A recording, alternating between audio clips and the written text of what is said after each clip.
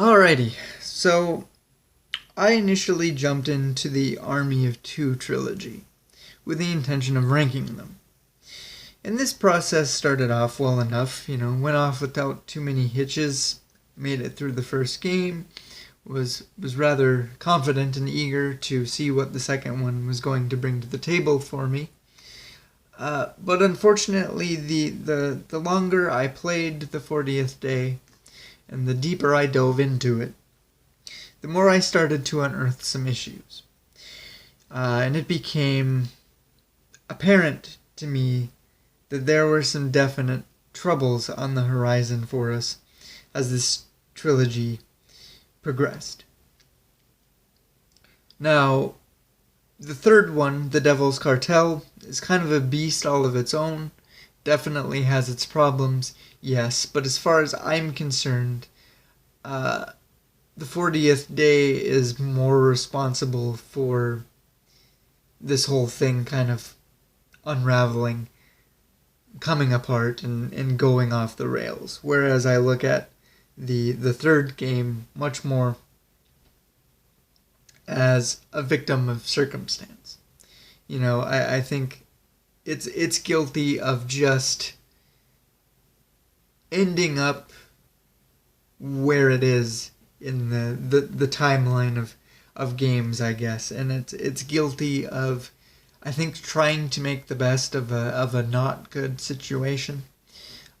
Trying to correct the ship that it knew was kind of headed towards troubling waters, and it tries to pick up the ball that the 40th day drops and does its best to run with it. And I can't necessarily fault it for that. Like I said, I acknowledge that it has its issues, but I much will be much quicker to point the finger at the 40th day for being the culprit that just kind of tanks the whole thing, more or less. And the reason why I say that is because one of, if not the biggest gameplay mechanic that the 40th day has is a morality meter of sorts. Now, admittedly, I am a fan of that sort of thing in my video games. The scenario where your character changes, their perception of the world changes, or sometimes even more importantly, the world's perception of them changes based on the decisions you make and the actions you take. The sort of thing where, if you make the bad decisions, obviously consequences of those actions will happen accordingly, or likewise with the good decisions. The issue with the 40th day's take on it is that it doesn't really seem to matter.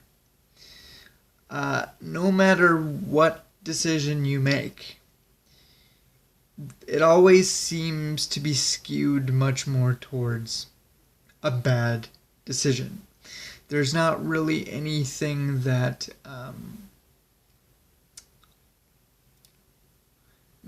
represents kind of a positive effect of your acts of heroism, or you're not really rewarded or fulfilled in any way for making the morally upstanding choice. It just kind of, regardless of the decision you make, something bad is going to happen, which is kind of weird for a situation like that. But you kind of trudge your way through all of that to get to the end of the game, where it has probably the biggest decision you're going to make of the entire game.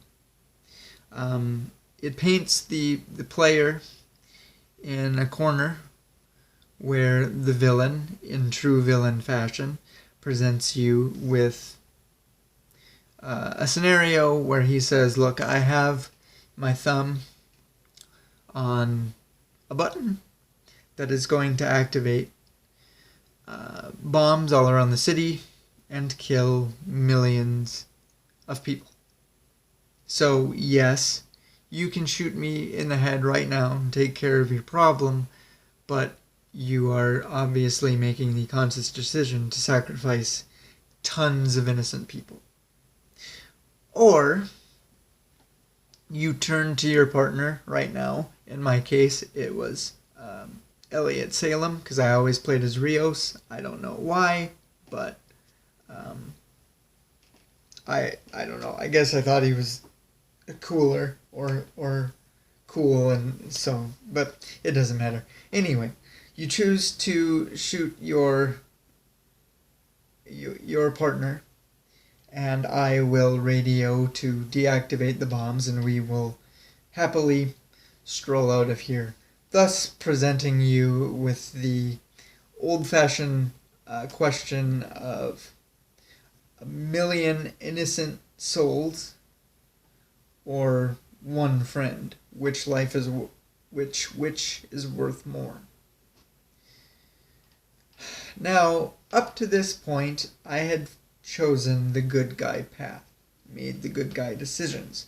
So obviously it had brought me this far, so I wanted to finish it up that way and be consistent in that sense. And I looked at it as, obviously the bad choice is going to be to sacrifice the millions of innocent lives for the sake of one. But as far as the good decision of shooting my partner, there's no way they can expect me to do that, for one thing. There's no way they can actually follow through with that. Not in a game series that heavily asks that you invest in its trio of characters being Tyson Rios, Elliot Salem, and Alice. It's clear when you play these games you're not necessarily investing in the story and the overall narrative so much as you are these characters and their relationships and all of that stuff. So with that in mind, there is no way that they're actually asking me to kill one of them. And I guess the way that I chose to justify it to myself is that I thought that, Tyson and Elliot are two guys that know their way around firearms and combat and things of that nature because of who they are in these games, the occupation that they have, the entire reason why we're in this mess to begin with. They're obviously going to have the knowledge of how to take someone down without killing them. So I expected when I pressed that button and made my decision that I was going to turn to Salem, shoot him in the arm or the shoulder, wing him basically. He's going to go down. We're going to call the bad guy's bluff, take him out, and save the day. Everybody goes home happy. The millions of innocent lives are saved. My partner's still alive. Hip hip hooray. So, I press the button, commit to my decision, and that's not at all what happens. Instead, I turn to my partner, shoot him in the head, and he absolutely 100% dies. Now, we still call the bad guy's bluff, because of course he is. Shoot him in the head, and we walk away with the solemn sort of cutscene, this somber idea that sees your character flying out of the city on a chopper going, you know what, I did save the day, I did, ultimately make the right choice and saved the city as best I could, but at the end of it, I shot and killed my partner. Which was just a very weird feeling. It left a very bizarre taste in my mouth. Because I'm sitting there going, there's still one more game to play. How are they going to do this narratively? Like what are we going to do here? So we go from the 40th day to the Devil's Cartel. Thankfully, didn't have to wait too long to get my answer, because the answer was they just retconned the whole thing, and within the first few seconds of the opening of the game, you see that Salem is very much alive. Not a scratch on him. None of that ever happened. Which, like, on one hand, I understand. Right? Because obviously Salem plays an important role in the third game, which I will get to in just a second. And it's kind of hard to continue that narrative if one of your main characters is dead, right? So we just kind of, we retcon it, we pretend it never happened, and we move forward. So like, I understand that they obviously went with the easiest creative narrative option. On the other hand, choosing, making it very obvious that there is really only one narrative choice to make in the 40th day, being that you were supposed to make the bad decision and keep your partner alive, just kind of further demonstrates that your whole morality decision-making mechanic of your game doesn't matter. The choices and the decisions and the whatever that the player faces throughout the experience of the game doesn't matter. It has no risk, it has no value, it has no weight. And I find it personally bizarre to ultimately say, in order to make this all make sense and to progress forward with the narrative of the following game, we have to completely bury everything about the one that came before it. So we're basically just starting fresh. And that never sits well with me. But, I was like, okay, obviously that is the easiest thing to do narratively. It's the obviously, like, okay, you need Salem alive. Great. I'll buy into it. I'll let you sell me on it. We're moving forward. Devil's Cartel. Salem's alive, but you don't get to play as the heroes that are in the other two games. Instead, you get to play as two no-name rookies that they bring into their mercenary company, because, they obviously need Rios and Salem for other things. In which case, they need them kind of off-screen doing their own thing. In this case, something goes wrong during one of the missions against the cartel, leaving Salem to be abandoned and presumed dead. And it becomes relatively obvious that they kept him off screen, they kept him away from the player's eye, so that they could bring him back as the villain. Surprise, he's not actually dead. He just comes back as the villain.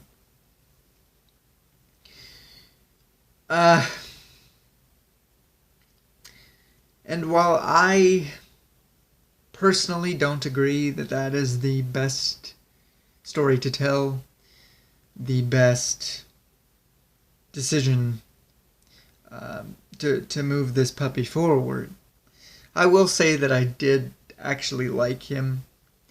as a villain. There's just something cool about him. He's a badass protagonist. He's a badass villain. So I think it did just kind of work. The main problem I had with him, apart from my fandom of him, I guess, is that he didn't convince me. I didn't necessarily buy into or believe his motivations.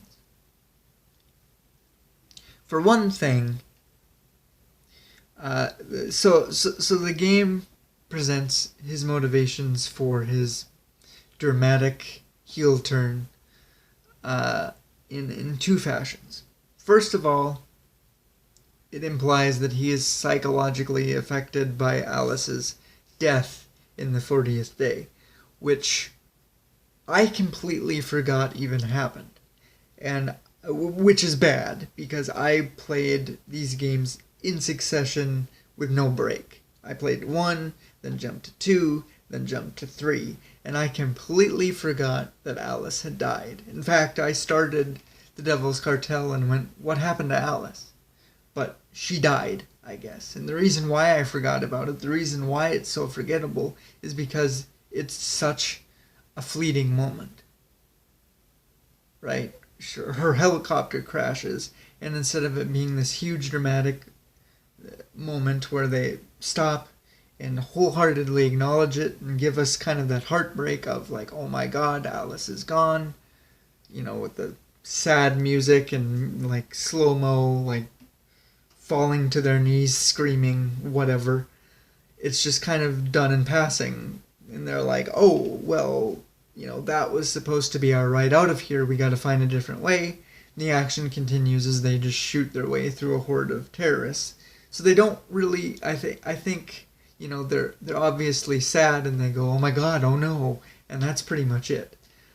So they just kind of gloss over what ends up to be a major death that I completely forgot about. The other issue is that we are supposed to believe that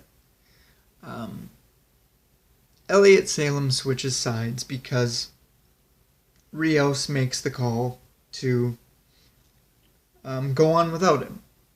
There's nothing, they get themselves in such a spot that there's nothing they can do for him. He makes the call, leaves him for dead, basically, which has left Elliot feeling abandoned and angry enough to join the bad guys, join the cartel, which first of all goes against everything that his character initially stands for in this trilogy. Whereas Tyson Rios is much more of the reading between the lines sort of guy, wanting to understand exactly why they're doing what they're doing and kind of what it means. He's very much conspiracy heavy, connect the dots to kind of understand what's happening behind the curtain. Elliot's the exact opposite of that. Elliot is about as straightforward as you can get. He's the guy that says, no matter what, mission comes first. Completing your mission and getting paid is pretty much the only thing that matters. So the idea that he would be angry about being left in that situation doesn't really make sense. He would probably expect his comrades to get, number one, get themselves out safely. Number two, complete the mission and get paid.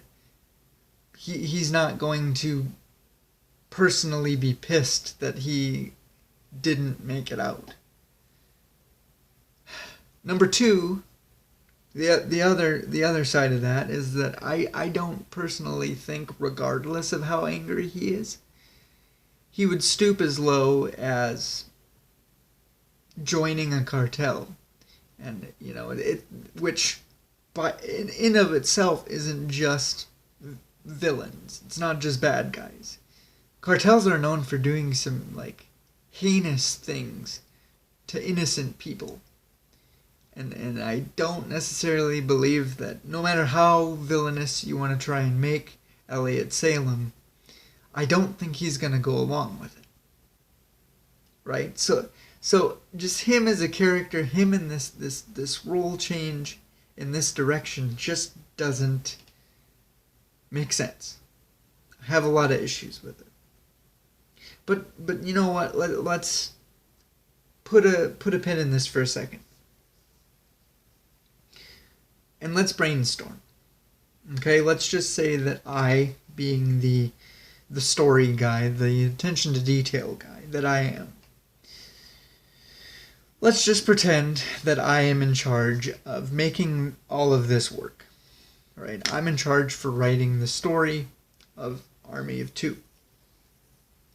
And they say that, no matter what, you can do whatever you got to do to make it work, but Salem has to be the bad guy here. No ands, ifs, or buts. The heel switch has to happen. Where I would start is the 40th day.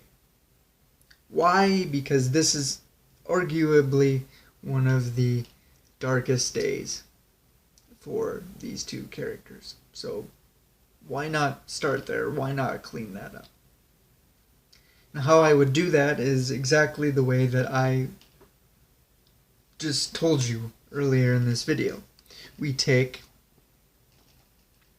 the scenario where he gets winged in the arm but ultimately saves the day, hip hip hooray, but it doesn't change the fact that Alice is dead. He's already staring over this psychological abyss because, one of their greatest allies is dead. And they couldn't protect her. So he's obviously going to take that very personal. And while he doesn't seem to be affected by the fact that, his partner shot him, that could play a long-term psychological factor as well, of like, you chose millions of strangers over me, your partner, the one that saves your ass time and time again. And, we keep each other alive, we trust each other, I'm your partner, I'm your best friend, and you shot me, you sacrificed me. So while that doesn't need to play out necessarily right away, it's something long-term that can eat at him psychologically on top of losing Alice, right? So him being left for dead, or assumably left for dead in the Devil's Cartel, is just kind of the icing on his psychological cake. It's the third strike to his madness, I guess. Right? The only thing, though, is that he doesn't join the cartel. He doesn't need the cartel. Okay? So the cartel is just like this third party to the story that's unfolding between Salem and Rios. And the way that I would do it is like, yeah, everybody kind of assumes that Salem is gone. They go through the mourning period, all of that good stuff. Except, eventually, he comes hobbling back. And it's this huge emotional reunion. Oh my God, you're alive. We thought you were dead. We're so sorry we had to leave you. We didn't have a choice. And he plays it off cool enough. He plays it off the way that I think his character initially would, of like, business is business, business comes first. Like, I get it, right? But the more you listen to him, the more you watch his body language, you can tell that something about Elliot isn't right. There's something a little off about him. And obviously, I would want to make it so that it's not such a huge red flag that he's going to be a bad guy.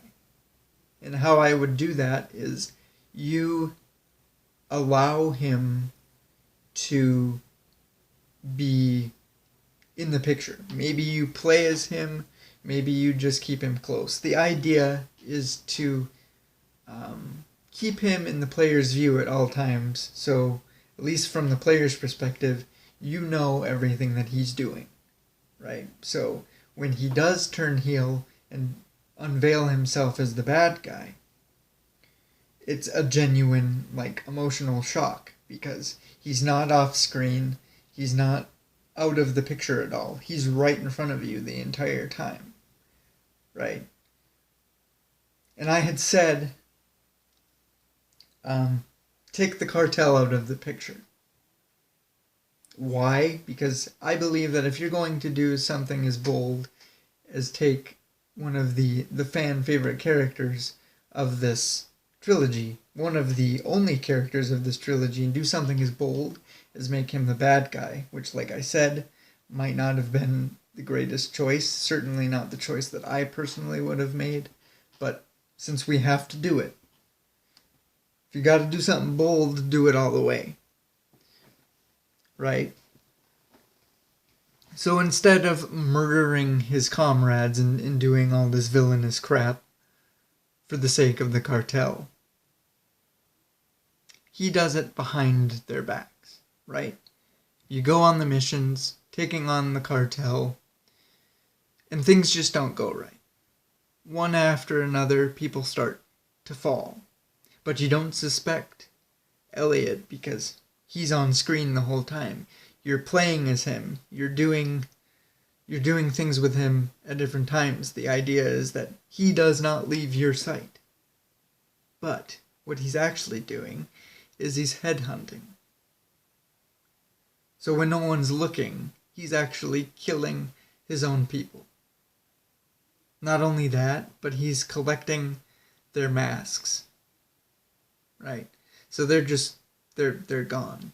They're one by one, they fall under mysterious circumstances. Everybody that is alive suspects that they're just killed in action. The cartel kills them, but it's actually Elliot Salem doing some sneaky assassin type stuff. Also, at the end, Elliot can take these masks, throw them on the ground in front of Rios, and say, I did it. Why? Because you got Alice killed, number one. You didn't even try to save her. You put us in a situation that was bad. And Alice is dead. Alice paid the consequences while you and I got to live. Number two, you shot at me. You attempted to kill me, whether you meant to or not. You made that choice. You said that 1,000,000 strangers were more valuable than me, your best friend, your brother, your most trusted partner. And then, to top it all off, you abandoned me. You left me there to die. And yes, I got out. I was able to. I'm still alive. But you didn't even try to come back for me. You didn't even try to make sure that I was actually dead. You made the choice. And now we're here. And that is how I would sell him as a bad guy. Like I said, if you're going to do something as bold as making one of your only likable characters in this game a bad guy, do it all the way. Just make him an absolute psychopath, an absolute monster, which they show elements of him as one working for the cartel, which is probably the elements of his villainy that I like. But I'm just like, if you're going to do it all the way. Show some balls. And that is exactly how I would do it. So it's a surprise for everyone. And it's a heinous act. I mean, like, it doesn't get any worse than killing your own people one by one just to get to the guy that you considered a friend. You know, because that final showdown with between Rios and Salem, where, you know, everything kind of sinks in for Tyson, that my best friend, my brother, he's mentally unwell and he is responsible for killing all of our recruits. And now it's just me and him. That can be such an emotional realization, an emotional kind of standoff for these characters and the players that are fans of them. And it doesn't really, I mean, you get a little bit of that as the game goes on, but it doesn't really have this tremendous payoff because it's so obvious. Like, he's gonna come back. He's the guy that's running around in this mask because you can't play as him, and he's off screen pretty much at the beginning of the game. They just kind of take him out. So, if I was given the narrative direction here and the creative direction, that is how I would sell you on this narrative and Elliot being a bad guy. I don't know if gamers would like that, but that's kind of how I would choose to work it. All in all, I think that the Army of Two trilogy is something that had a lot of potential. I think it was something that started off relatively simple, but it was badass in nature. And I was sold on it, and it's just a shame that it ended the way that it did. First of all, it took the direction off the rails that it did, and I assume that's it. I assume it's just dead, it's buried, and we're not gonna get another one, which is a huge shame. But yeah, that is ultimately my, I guess, discussion on my experience with the Army of Two trilogy. I hope you enjoyed it, and until next time, guys, we'll see you later.